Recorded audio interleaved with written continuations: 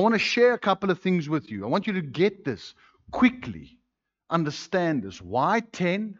Why the first? How come this is? Where does this come from? Now, tithing is not an Old Testamentical thing.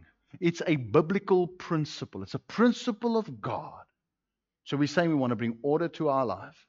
Okay, so when I put tithing, the first on top, it brings order to the rest. I'll show you this from Scripture. Okay. Sanctify unto me all the firstborn, whoever opened the womb among the children of Israel, both man and beast. It belongs to the Lord.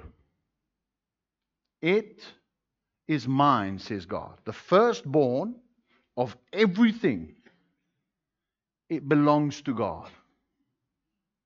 Firstborn, I want you to get this. This is higher grade. This is where you got to take the notes now. Né?